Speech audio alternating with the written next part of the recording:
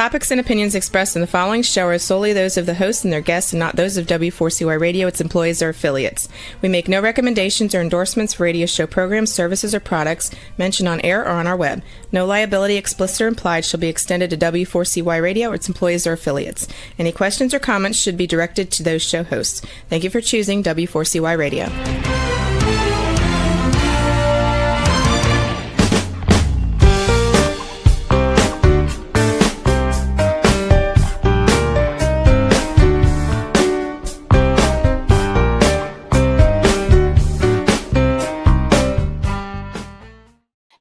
Hello and welcome to the Connected Table Live. We're your hosts, Melanie Young and David Ransom, your insatiably curious culinary couple. We travel the world to bring you the amazing people we meet and the places we visit and the food we drink and the wines we sip, just because we want you to get out there and explore and expand your comfort zone and enjoy life to the fullest. Because, you know, for some people it's Wednesday, but we're in New Orleans and every day is a great day in New Orleans, right? Absolutely, Melanie. And we're actually back in New Orleans. We just got back from Italy. Yeah. And they always say, whenever they see you in New Orleans, welcome home. Welcome home. And so we are welcome home. And we feel home, and we try every month on the Connected Table to spotlight somebody amazing who's really shaped the amazing culinary history and hospitality that New Orleans offers. And we kind of landed a whale on this one because we've been hoping to have our guest on, Dickie Brennan, but we had to sit down and have lunch for us and sit down and get to know him better because that's our policy. We got to know our guests before we have him on the show. And what's really amazing is we've had the late great Ella Brennan on, and Adelaide Martin, and Lally Brennan, and Ralph Brennan, because we knew them and whatnot, and it's been awesome. But we've always wanted Dickie, so finally we have him today, and it's amazing because he's a busy guy. Yes, he is. But he's graciously given us some time today on the Connected Table Live. And I'm a quick intro. So Dickie Brennan is, part of the esteemed Brennan family, which is synonymous with New Orleans hospitality. He's a third-generation restaurateur who grew up just blocks from Commander's Palace. He played in the fountain at Brennan's, where his dad was involved with the Brennan's restaurant on Royal Street. He's had a trained professional chef who's worked with some pretty incredible people. And of course, he worked under the tutelage of the late, great Paul Prud'homme. He is currently owner and managing partner of Dickie Brennan and Company, whose restaurants include Dickie Brennan Steakhouse, Bourbon House, and Tableau, all in the historic French Quarter. And the backdrop is Tableau, where we had lunch with Dickie. He also has Pascal Manale. He's taken over the oversight of that historic restaurant, which we'll talk about, and the Commissary Kitchen and Market in the Garden District of New Orleans, Acorn Café in the Louisiana Children's Museum, and also Audubon Clubhouse by Dickie Brennan in beautiful Audubon Park. So he gets around, round. Moreover, he's co-founder with his cousin, Adelaide Martin, of the New Orleans Culinary and Hospitality Institute, lovingly known as NOCHI, which provides professional training to students who aspire to work in the culinary business, whether it's in a restaurant or catering. We just went to Cooking for a Cause and got to talk to some of the students who've launched catering careers. It's an amazing place. Yeah, and he's very passionate about educating the next generation as well. And New Orleans hospitality. So we like to say, welcome home. Welcome, Dickie Brennan, to the Connected Table Live. Wow. Well, good afternoon. Welcome. Glad y'all are back on. Can't wait to hear about it. Or as my dad would say, Italy. Italy. That's when you grow up in the Irish Channel. I mean, that's we talk a little different here in New Orleans, right? There you have it. Let's talk about that Irish Channel. So, a lot of people, including all the Italians, don't understand that New Orleans is a mosaic. They don't realize how much Italian culture is here. But there's also a lot of Irish culture here. And your family is a big Irish American family. Talk to us about where their origins and when they arrived here, and a little bit about what it's like to grow up with 13 cousins. Oh wow. I guess the Brennans, my family came during the Irish famine, and my understanding is we went to Boston and we didn't stay there long and ended up in New Orleans. And with that, what I do know is my grandfather was in the Irish Channel where he had 6 kids. He and my grandmother, Nellie Valentine Brennan. And he worked in a shipyard on the West Bank. So the Irish Channel was, by the Garden District on the East Bank. And it was during the Depression, and he would bring as many men as he could. They go to the West Bank to work, and he wore a suit to go to the job site, then put on his work clothes, and when he'd come home in his suit, and then, but he just kind of had some pride and was doing that. And the 6 kids, the next generation, my Uncle Owen, the oldest, was a real entrepreneur. And, we ended up running a bar on Bourbon Street called the Old Absinthe House back in the 40s. And my Aunt Adelaide was helping out a lot. She'd work retail on Canal Street and then join him at nighttime at the Old Absinthe House. It was a piano bar back then. It's still a very well-known watering hole. But Fats Pigeon, Sweet Emma were the piano players, and you had, the wonderful restaurants across the street from us. And so that was, my Uncle Owen got us into that. And then eventually across the street was the old Vieux Carré restaurant, late 40s, 50, maybe 1950. And it became available. And so the Brennans from the Irish Channel running the Old Absinthe House decided to open a restaurant on Bourbon Street. And my Aunt Adelaide was like, we're doing something, we're doing nice. Well, nice in New Orleans was French restaurant. So like I said, the Irish Brennans opened Brennan's French Restaurant. And for people that know New Orleans, right next to Arnaud's, a half a block away from Galatoire's, and around the corner was Antoine's, the oldest restaurant in America, all run by classically trained Frenchmen. So for us to want to open a French restaurant next to them, I wish I was around the night when they were sitting in the bar saying, we're going to do this. God bless America. And it's been an incredible journey and a dream that my family's been able to live. And so I'm 3rd generation, and my kids are in the business. A lot of my cousins, their kids are coming in the business. So interesting story. Yeah, didn't the Count say something like, what's an Irishman? How's an Irishman going to run a fine French dining restaurant? They were like, because Count Arnaud, I don't know why he was called Count, but he ran Arnaud's, and it was catty corner to the Old Absinthe House. And then he and my uncle were like best of friends, but they just get at it. And one day my uncle said, hell, I could run a French restaurant better than you. And then not too long after that, there was the availability of this restaurant next to us. And so we said, let's give it a shot. But, I wish I could have the flashback of those days. We grew up, me and my cousins, with my aunts and uncles and a lot of dear friends, just hearing these wonderful stories about Bourbon Street and, just the way it was. I mean, it was just amazing. Yeah, I came, I think I told you at lunch, I came when I was a little girl, 11, and my parents took me on the grand tour. And I remember having breakfast at Brennan's and having the egg sardo, and Dad had something with Marchand de Vin sauce, which is like it was all first, they let me have a milk punch. We had the bananas Foster. It is just an incredible experience that everybody needs to do. Well, that's everywhere you go, you have the culture. And what I really value in growing up in New Orleans, and it's not the New Orleanians, we have about a 250-mile drive-in radius, and it would be the grandfather saying, get in the car, we're going to New Orleans. And so the grandkids, kids are with the parents, the grandparents, and they would come to New Orleans so they could experience these wonderful restaurants. I mean, they were classic. It'd be like you're back in the old world, in Paris. And so you'd have to dress up as a kid. You go into these restaurants and you'd have this fine dining experience with professional waiters.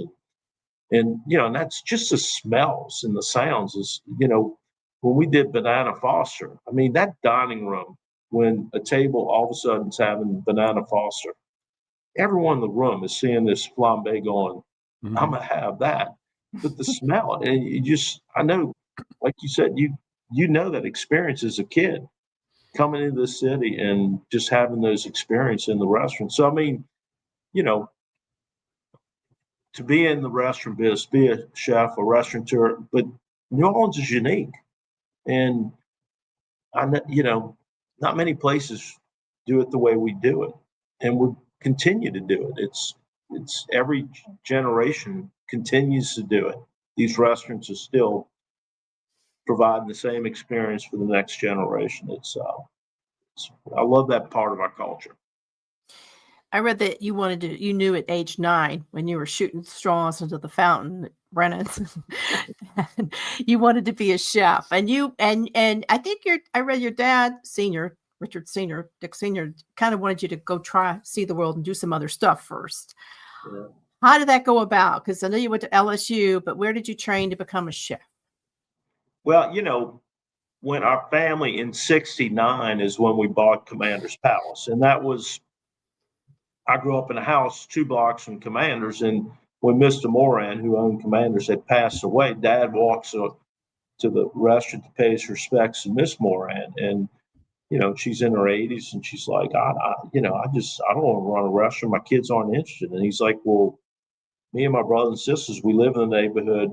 We go downtown to the French Quarter to work every day. I mean, if you want to sell the restaurant, let me know. And what was interesting is all of our, you know, the bank, our attorney, our accountants, they're all like, don't touch that place. I mean, it was very run down. And my dad's like, you know, with his brothers and sisters, like, no, we would love to have a shot at that. So they bought it. So that was '69. So I'm 9 years old. And so, I mean, at that point, you know, if your dad was a basketball coach, you grew up in the gym. Well, when I'd come home at 9 years old on my bus, I'd go to the restaurant, see what was, I mean, I just hung out there, you know, and I had a big appetite. So I did a lot of eating there at the restaurant in the afternoons. But so we had, and then in '74, the senior generation split up the business. So instead of my dad and Aunt Ella and Dottie, Uncle John and Adelaide working at Brennan's, they moved to Commander's. Right. And my dad's oldest brother, Owen, who had passed away, his 3 sons stayed at the original Brennan's. Right. And so they had to start over. I mean, they really built Brennan's for 20 years, breakfast at Brennan's, but they had to start over at Commander's. And so, I mean, here, that was in the '74. So I'm a teenager and just watching. They had a lot of wisdom at that point. They had done with it, but to go there and see what they were doing on a daily basis, and they wanted to get away from the French chefs. They wanted an American chef. And Paul Prud'homme, when he was younger, was a busboy at the Brennan's on Bourbon Street. And when he left us, he started cooking. And so they, you know, it's a big small town. So they knew Paul had been cooking. And so they're like, let's see what Paul's up to. So Paul comes to Commander's with Dad and Ellen, and it's going to be this American chef, and everything we wanted to do. My dad would walk to the restaurant and he'd say, Paul, why are we doing trout almondine? I've never seen an almond tree in my life. He's like, I'm stepping on pecans. Why don't we do trout pecan? And so in the '70s, their whole thing was, let's be a regional American restaurant. And I think I know my dad hated being an Irishman saying he was running a French restaurant. And his solution or his dream was, I want to run an American restaurant. And so because of all that background history, that was the path Commander's was on way back in the early '70s was, we're going to do regional food. We want the farmers. We want to do farm to table. We knew the fishermen. And, you know, I got to see all that as a kid. And when we celebrated Commander's being 100 years old, it was like in '81 or something like that.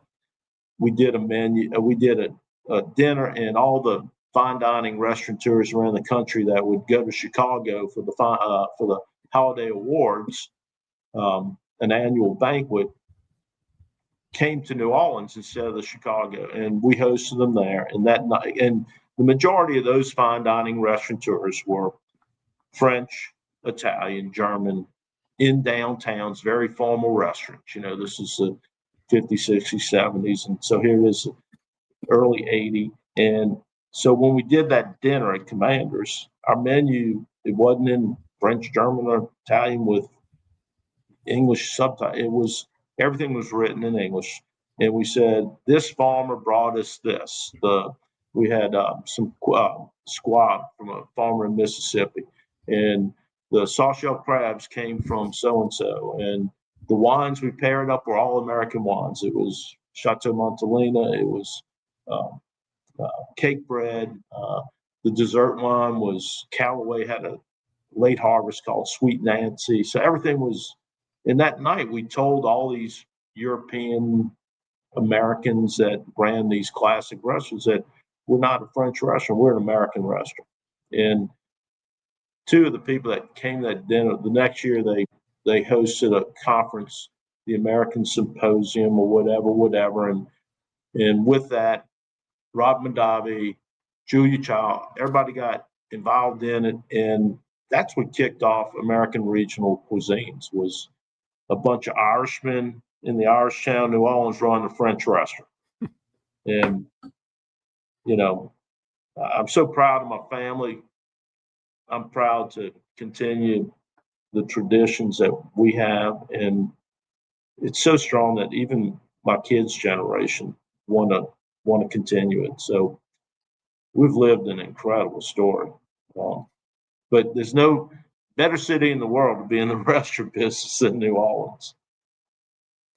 The significance of this cannot be understated, because it's about when I came to New York. I was just coming to New York, and it really was the American culinary revolution. And for the first time, restaurants were making American regional food and embracing the local farmers. And obviously you did it at Commanders, and Alice Waters did it at Chez Panisse, and Larry Forgione in American Place, where you worked. And before that, American cooking was fried chicken, barbecue, roast beef, pretty meatloaf. Nothing, no one thought America had a special cuisine, because America is a mosaic of different states. And that revolution really showed that the nation can stand up to other cuisines in its own special way. And it put a lot of farmers and fishermen and suppliers on the map too. They became celebrities as well.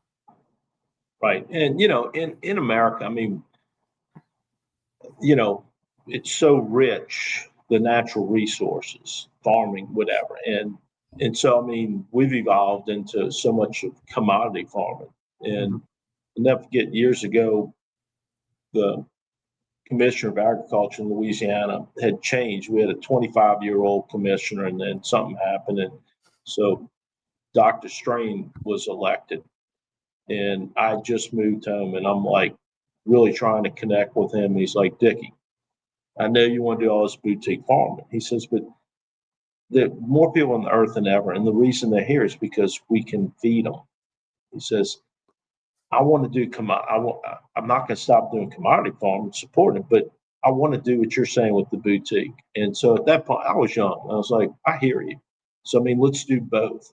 And I'm still very committed to the small farmers, specialty boutique products, instead of just, big commodity and stuff. But, I agree, we need both. And same with, with the seafood. We have this thing in our backyard called the Mississippi River, and right where it goes into the Gulf of Mexico, at our backyard, our back door, it's the most fertile fish grounds in the world.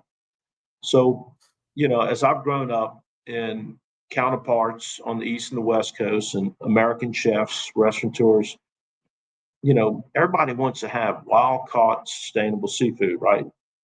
Well, the population in this country is on the East and the West Coast, and we've hit the Atlantic and the Pacific very hard. But we here in New Orleans still have this mouth Mississippi. It is the most fertile fish grounds in the world. And if you want wild caught sustainable seafood, we have more than anybody, and so we're trying to get the next generation of fishermen looking at it more boutique instead of, if they go out, they fill up a boat like you can't believe. They go to the dock, there's people standing there and they grab it and it all goes out of state, because that's easy. So like my son, who classically trained and went and worked with Dario in Italy, and everything's about specialty. He's a big sportsman, fisherman, and he's trying to help the next generation of fishermen, which have all been, they know one thing, it's commodity. To sit there and become specialty fishermen, and so it never stops. My dad always said, you got to continue to evolve. But what we're blessed with what I'm talking about is we have some incredible natural resources. So it's just a matter of people making it great. I think we're just discovering them since we only moved here a year ago, but I came for the fish. I was so excited to live somewhere. We were living in Tennessee where, it was like catfish all the time. It's like, God, where's all my Gulf seafood? It's amazing. But there's also a great history of hunting here. So Paul Prud'homme, had a Cajun background. I think it's important here to distinguish for our viewers, many who are international, the difference between Cajun and Creole and how it works into the fabric of your restaurants, and what Paul Prud'homme taught you since you worked with him, and why that's so significant for the people who may not understand that. Right. Well, there's definitely a difference between Creole and Cajun, Right. And Creole is a more sophisticated cuisine, being in the city of New Orleans. And they're not many 300-year-old cities like New Orleans, but we were way back, we were the head of North, Central, South America. Everything came in through the port of New Orleans, Mississippi River in the Gulf of Mexico. And so very sophisticated. You had spices, all these different things come in the city. Whereas in the country, it was whatever I can trap or catch, I'm throwing in a pot and I'm cooking. And so that's the Cajun, and, more rustic. But over time, they've blended. It's hard to tell the difference between something that's Cajun or Creole because there's a lot of crossover. And then the other thing in New Orleans, my God, you had the Irish immigrants that came here hundreds of years ago, 2 times, and they were really Sicilian. So they came in masses. So we have the Italian influence. Same with Germans. I mean, the Germans big in Southwest Louisiana, andouille sausage, things like that. The French, came from Canada, got kicked out of Canada, ended up coming down to Louisiana, and that's the Acadians that became the Cajuns. And so you have all these different cultures that have, and then later, in my lifetime, I mean, Vietnamese have a huge influence in this city, and have their own little neighborhood and stuff with, so I mean, Bon Huy is competing with an oyster loaf po' boy, so I mean, this city is such a gumbo of people and cultures. And what I love about New Orleans is we're not even 1 million people. So I say we're a big, small city, which is wonderful. Instead of being 8 million people, we're maybe 1 million people if you go down the river and count every little fishing village. So it's a unique environment because it's a small amount of people, but I mean, we're internationally known, we're internationally recognized, we have professional sports also. It's kind of a unique situation, as y'all know, and as y'all enjoy it like I do. Well, we sure do. And, every time we go out, it's a new experience for us. And we just love all the restaurants and really enjoying the culture. Well, now that we're here, let's talk about your restaurant group, the Dickie Brennan and group of restaurants. We've eaten at a number of them ourselves. And we just always have a great time when we go. You have Bourbon House, which is right on Bourbon Street. You also have Tableau, which is where we had lunch with you a couple of weeks ago, which is just lovely. One of the best redfish amandines I think I've ever had. Unbelievable. We had there with you, and then you also have Dickie Brennan Steakhouse as well, and a couple others too. Let's talk about a couple of them. Let's start with Tableau because we actually had lunch with you there. So, Tableau is on Jackson Square, right next to the Cabildo, the governmental building where the Louisiana Purchase was signed.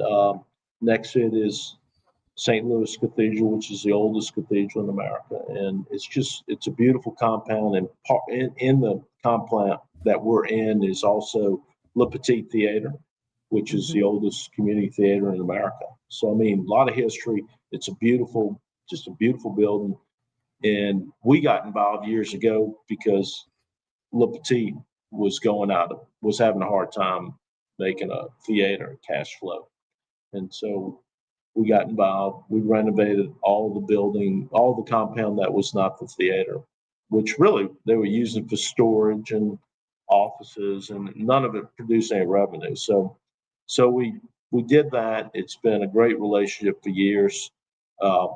And way back initially, this property, the last Spanish governor of the Louisiana Territory lived here.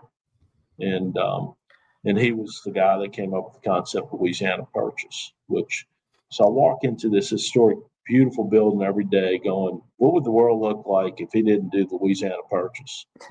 Because would be 13 colonies. And if England whoever had taken over the Louisiana Territory, which went from Florida all the way up Mississippi River to Canada, if that would have not become, Louisiana Purchase, this guy named Thomas Jefferson said, we want to buy that territory and go west. So I just, knowing the history and living in New Orleans, if you love architecture, history, or whatever, it's so powerful what happened in this compound. And so now, we're the next chapter. We've put in this incredible restaurant.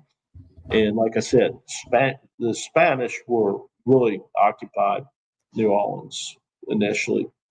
So instead of French influence, here we're doing more and more of the Spanish influence in Tableau, but still very Creole, but with a Spanish kind of influence. And so real proud of it. It's a beautiful restaurant. We've got this incredible balcony that overlooks Jackson Square. We've got a beautiful courtyard with a fountain. So, I mean, and right next to us is Le Petit Theater. So, I mean, we always have something exciting going on. It's a wonderful. It's one of the best locations. I mean, in terms of the center of history and bustling French Quarter, it's pretty amazing. And I know on January 6th, we marched to the Joan of Arc parade, and everybody gathered at Tableau for the after party. And it was just so festive and wonderful. It's in the heart. But you have two other restaurants also in the quarter. And before we go into them, I want everybody listening and watching is that the French Quarter is one important historic neighborhood of New Orleans, but it's not the only neighborhood of New Orleans. And your stable of restaurants indicates the vast variety of neighborhoods there is. But I think that's important because so many people just go to the French Quarter and never leave. So I think that's important. Let's talk about your other two restaurants, which are quite different and have their own. Each of them has their own personality. Oh yeah, the Steakhouse. When I was a kid, and like I've shared with y'all, I know my dad. He was never comfortable saying he was running a French restaurant, and so with that, the one thing that America did that was superior for many years was our cattle. And so he wanted to open a steakhouse because it would fall into the path of him saying, I'm an American, I'm doing something American. And he had it all. There was a plan to do it. It's going to be called the Inner Circle because you were going to put, instead of a kitchen back in a room, it was going to be where you'd see everybody cook, the chefs cooking and around this kitchen in the circle. But it was in the 70s when our family ended up splitting up. So it went on the back burner.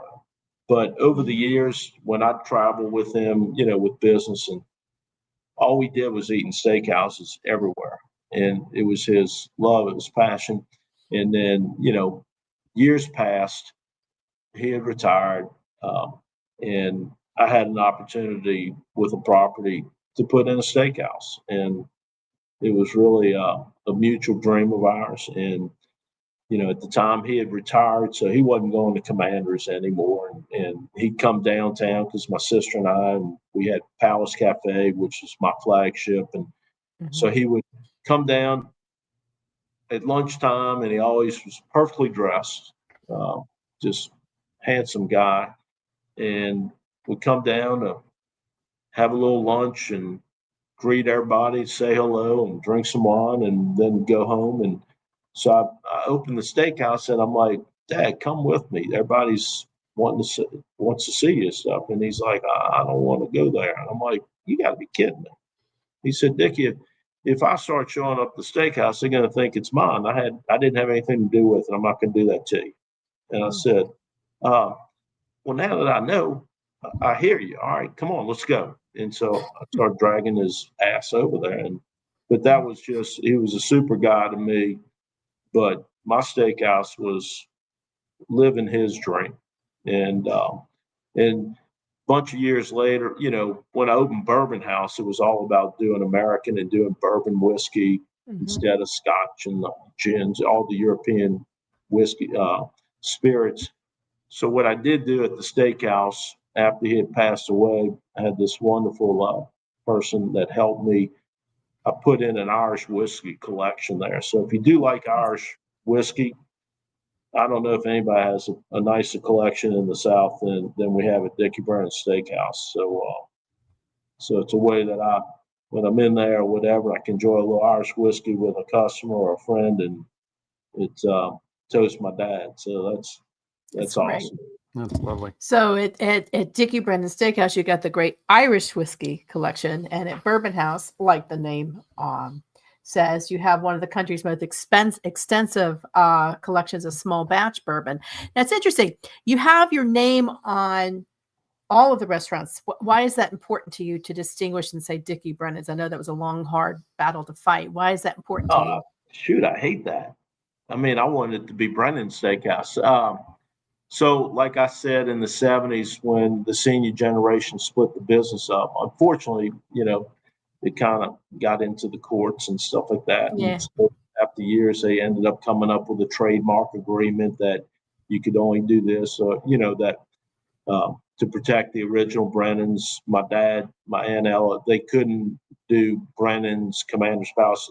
You'd have to put your first name with it. It'd have to be Dick Brennan Steakhouse or Ella Brennan's, whatever.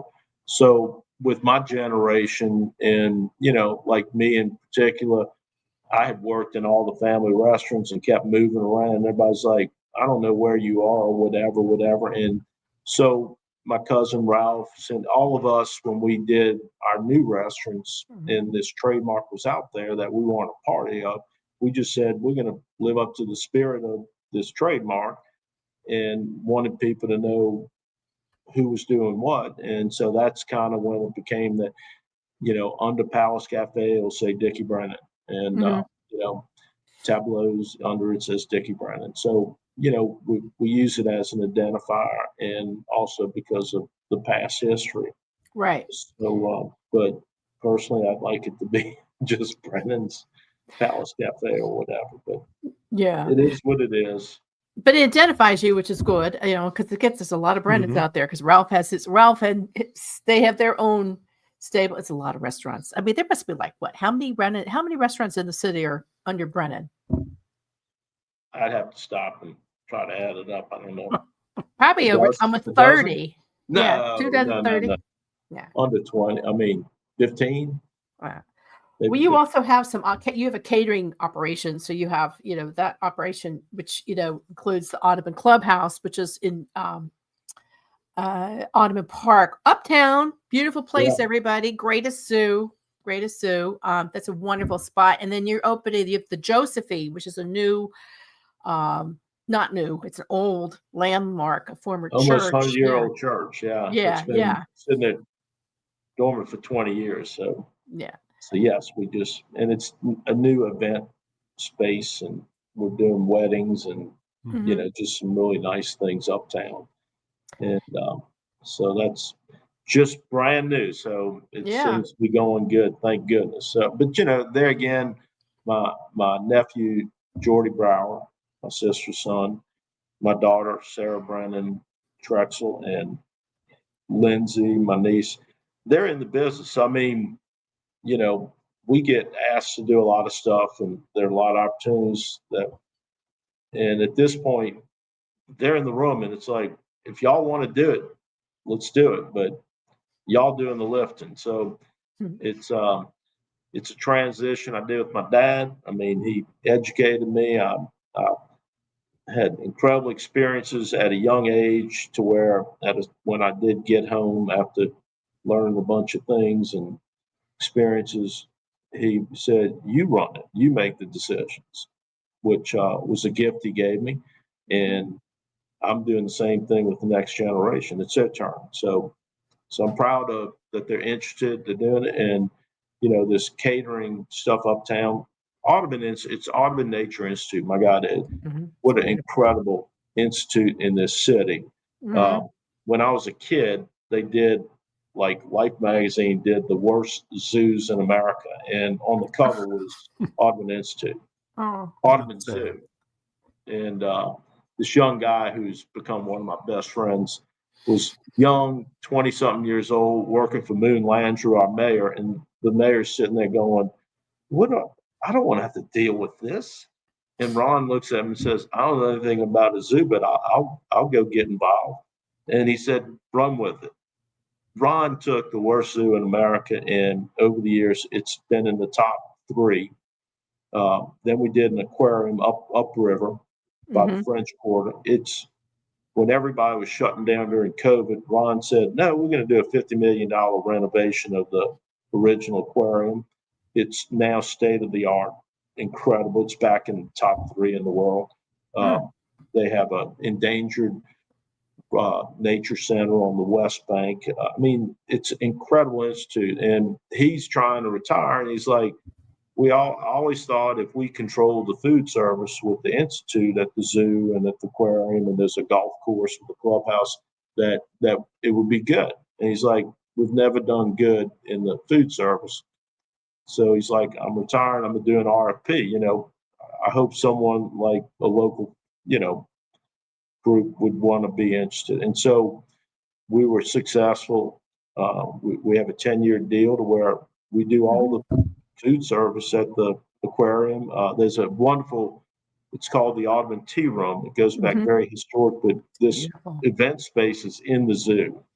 So we do the catering there, and like I said, the aquarium, and then the clubhouse is this beautiful golf course that goes up to St. Charles Avenue, where Tulane University, Loyola University. I mean, it's just a beautiful part of the city. Yeah, it's a beautiful area. And so, there again, that was with the kids. So, I mean, they're all involved in that, and proud and grateful we get to do it. I mean, what a great partner to have for them. Well, I think, a lot of, it was a big thing in New York when Danny Meyer and Sarah Beth Levine, they all got contracts to run and upgrade the dining facilities in museums, and they became destinations into itself. And that's an example here. It's not a museum, but the zoo is the best zoo. Everybody go to that zoo. It is such a beautiful park. But you also do that at Acorn Café, which is the Louisiana Children's Museum in City Park. We have not been there yet. We want to go for lunch. But, just take a museum that people don't think about eating, but they got to eat. So give them great food, right? Well, I can't wait for y'all to go and tell me what you think, because it looks great. I actually our group was like, here we're going to build this brand new $50 million children's museum, because one of the first children's museums in America was in the warehouse district, and it had a great run there for years. And they're like, we need to go to the next level. So there again, so we were fortunate to be able to partner and be involved in it being built out and running Acorn Café and doing the catering at the museum. And it's, been unfortunate we've had a thing called COVID, you I know. know. But what I'm proud of is this restaurant has done phenomenal, even when the museum was closed, because it's on a lagoon. It's Yeah. in our other park, City Park. It's a beautiful location. And so, and there again, what I'm proud of is the younger generation did the menu. And so it has grains that I don't even know existed. I mean, it's healthy, but it has great flavor because it's got a little New Orleans in it. Yeah. But we have an incredible clientele that goes there to eat that never goes into the museum. Well, you can tell because because it's it's got a out in the healthy, great it's got a neighborhood. healthy aspect to it. I mean, it is unusual for New Orleans to Yes. have grain bowls, so that's why we want to go eat there. Of All course, right, well, you you got to know, let me know what you think, but it tickles me how well received it is. That's great. it deserves it, and we Yeah. can't. City Park, everybody, most our favorite. It's like our backyard, most beautiful park ever. Now we saved Pascal Manale, which we were going to go to last night, but it wasn't. It was a Tuesday. Tuesday is an unusual day here. It's going to be the best day, but it's a hard dining day. This is a historic restaurant that from 1913, and you became you took it over in 2023, right? You joined your family. No, 2 years ago Yeah. on St. Patrick's Day, Yeah. Oh, coming up festive. on 3 years. Yeah. Yeah, because all I know is we were working on us doing the deal and didn't know what day it was going to be. Next thing I get a call and they're like, "It's done. Go to the attorney's office in the morning." So I went. I had on my dad's green jacket. I mean, I'm Dickie Brennan at St. Patrick's Day, so I'm waking up in the morning. I'm dressed, ready to do the St. Patty's deal and sign it. And I'm like, well, that was quick. That was easy. And everybody at the rest, the team there, I knew them well, and they knew it was happening. So I walk in, and everybody's trying to get ready for lunch, and they're all looking at us. I said, look, relax. I said, I'm Dickie Brennan today. I said, next year I'll be Giuseppe Brennan. If the Brennans could run French restaurants, I'm sure I can help y'all run an Italian restaurant. That's funny. But I mean, everybody grew up uptown New Orleans going to Pascal Manale's. And I tell you, the last time I took my dad out, he was, health issues. Last time I took him to a restaurant, we went to lunch at Pascal Manale's with some of his good buddies and a couple of my, real close friends that love my dad. And someone took a picture. So I've got a picture of my dad sitting with us at Pascal Manale's. Literally, it was his last meal in a restaurant. And then years later, we had the opportunity to be the next chapter of Manale's. That was very emotional. So, especially on St. Patrick's Day. Yeah. So, Yeah. my family's been very, very blessed in one of the most incredible cities in the world. And, it's been great to us, and we're very grateful. Well, we're grateful because the food is amazing. My cousin Bryna, I think I told you at lunch, used to take me to get the barbecued shrimp. And I remember David's first time there, they put the bib on him and he had the barbecue shrimp.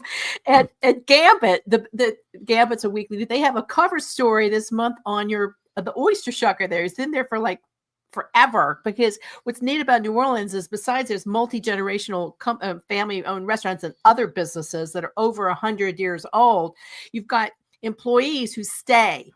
They're committed to their work. Oh, it's their restaurant. So that's Uptown Tea. Thomas is the most beautiful man in the world. And when you walk in the front door at Pascal Manale's, the host stand is not at the door. When you walk in, you're looking at our oyster bar and our regular bar. And then you have to walk across the room to get to the host stand. And so Thomas greets everybody. He's a beautiful man. And most people want to eat oysters when they're in New Orleans. And he's the godfather, and everybody knows it in town. We have great, great oyster bars all throughout the city. But to get to work with Tea, Uptown Tea, like you said, I mean, look, I spend more time in the restaurant with my restaurant family than I do at home with my family. And what I do like about the restaurant culture, and I think in New Orleans we take it to another level, is it's committed people that not only have worked with you their entire lives, but their grandfather did it, then their dad did it, now they're doing it. You know, that's pretty cool. Yeah. You know, we've actually experienced that ourselves at a couple of restaurants in town where we've had lunch or dinner, and it's been a second generation of a family member working the floor. And one time we were at Antoine's, and it was the waiter and his daughter were working the floor together. Yeah, they were literally side by side. It was so charming. And the only way you find this is in Europe. Yeah. You find this. Right. So let's talk about legacy, because, you know, you've got the family. I always worry, like, what's going to happen? But you've got a family that seems ready to carry the legacy forward, which is a good thing, because that doesn't happen with a family, right? No, absolutely. I mean, everything that drives me right now is, it's your future. What do y'all want? Mm-hmm. You know, and you know, and like I shared with my dad's, like, I'm not going to be that 80-year-old person that everybody waits to show up to make a decision, and you're going to be there as the next generation, and everybody's going to say you just here babysitting. So, from an early stage, I took the responsibility, and that's my kids. We're doing all these things that I've just shared with you, not because I want to do it, it's because they want to continue the legacy, which blows my mind. My daughter, you know, really grew up she loved baking. And so she was always working with my dessert chefs, you know, little kid, and through high school. And then when she was in college, she was in Charleston. So she was working there with some bakeries and stuff. And at some point, when she graduated, she went and worked at the White House with the pastry chef there. Then she's like, I need to learn bread. So she went out to CIA in Napa Valley at Greystone and did the bread program there. And while she was there, they had some alumnus that had Tartine Bakery in San Francisco. And so she was like, I've got to go work there. I've got to go work there. And so they had just done a second location where they moved the bread team. So when she went and applied, they said, well, we have a space at the old bakery, which was doing croissants and one thing that she already, and she's like, I just need to get my foot in the door. And so she might have been there a period of time, and they all of a sudden internally said, we've got a spot on the bread team. And so she and a couple of people went and did their extern, stages. And at the end of hers, they looked and said, if you want the position, it's yours. And so she got on the bread team, and she was there for a handful of years. And I'll never forget, she calls me. She was like the assistant head baker. I mean, she got into management. And she calls me to say, Dad, Andrew and I want to start a family, she and her husband. And I'm like, well, it's about time. And so, and at this point, I'm like, I'm going to be going back and forth to California a lot because they're not coming home. And she said, Dad, well, before we got married, we said, if we ever raise a family, we're going to raise them in New Orleans. And I think big part of that is my niece and nephews, they're all here. And she's like, I'm not going to have the one kid from Cali.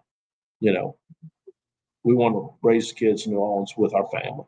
So, I mean, she walked away from an incredible career to come home. And she came home, and we were opening our commissary, and she got very involved with the commissary, overseeing it. And then recently we had the opportunity to buy this artisan bakery, Bellegarde. So now she's real happy because we have put this bread bakery in our commissary. So she gets to hang out with a bunch of bread nerds, which she is. But I love that, Sarah, my nephew, Jordy, I mean, they've all had these edges, and they're trying to figure out how to evolve the company. And I love what they're doing. So it's been crazy. Well, I think it's such a wonderful story. We have one last question we want to point before we wrap, because it could go on forever. NOCHI. This is important because it also involves legacy. It was a concept that had to go through a lot because of the city was changing. New Orleans Culinary Hospitality Institute. What is its mission? It's a nonprofit. What is its mission as you are a co-founder with your cousin T? Well, and if you ask T and I, we both have a lot of similarity, but we also have other dreams or whatever. I think it should be education of the future. And I was really involved with Delgado's culinary program, which is 80 years old, but it was a community college, a 2-year program. You get an associate's degree, and the graduation rate was 4%, and costing the state $500,000 to implement it. And so I was involved with that committee there, advisory committee. So I knew that wasn't working. And then when we found this facility, it was like these men and women, in order to be in that program, would be in qualified restaurants where you were learning. I mean, it was cooking where you weren't just heating and serving. And so they didn't want to spend a year in the classroom taking English and math so they could say they had a college degree. They wanted to get skill. So that drove me to say, let's come up with a different program. And so we went to Culinary Institute of America and said, we don't want the 2-year associate's degree. We want to enable men and women to have skills to go get in a restaurant, see if this is what they want to do. So it went from the 2-year program to a 20-week program. And you get more skill in 20 weeks than you did in 2 years. And then where NOCHI's future is to do certificate courses. So you get the bottom line, you get the basics to get in the industry.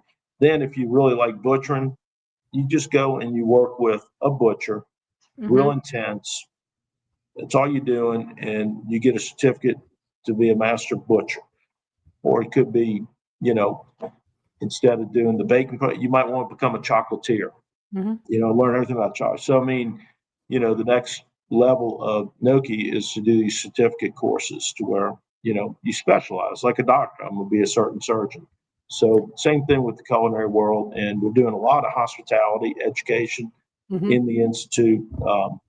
So, I mean, it's exciting, but I hope what I'm describing is what I think education's antiquated. And so we're trying to take a path where you can afford to get an education and it's fast and you get the skill at the top level. So that's what I'm proud of with NOCHI, that we're not just the typical, it's an innovative new concept. I think it's the way of the future too, for all the reasons you said. People, students want hands-on. They don't want to be in a classroom for 2 years. They want to get the basics and get out in the world. It's like a certificate. It's like staging. Same thing you do with there. Right. It's great. What's great is you're carrying on the family legacy that you're also paying it forward, which is really what you and your family are about because New Orleans is New Orleans because of the commitment of families like yours and you to keep it going even during the rough times, right? No, thank you. I mean, look, a Katrina, that just makes communities come together. It's unfortunate for the loss that you have, something like that, but it always makes us stronger as a community. And like I said, New Orleans is a big, small city. It's very unique. And we want to leave it better than we found it. That's kind of we're blessed, and what can we do to make it better? Well, we're glad you are, because we could have lived anywhere in the world, and we chose here because we love the city and we love the people, and we feel as home as ever. Dickie Brennan, thank you for taking time. I know your schedule is super, super busy. We could go on forever, but I think we got to do a wrap. First of all, I hope everybody watching and listening is ready to come to New Orleans and go visit these restaurants we talked about. There are so many more. It is a mosaic of a city with amazing multicultural heritage and offerings for everyone. We appreciate you, and we are grateful for your time, and can't wait to see what you're doing next. Thank you for including me, and look forward to us having a glass of wine or something in the real near future, right? Absolutely. Right. Or maybe a Fence 75. Fence 75. Exactly. Anyway, you've been listening to The Connected Table Live with Melanie Young and David Ransom. We are insatiably curious and love to travel, eat, drink, and explore, and inspire you to do the same. So come on down to New Orleans and always stay insatiably curious. Thank you.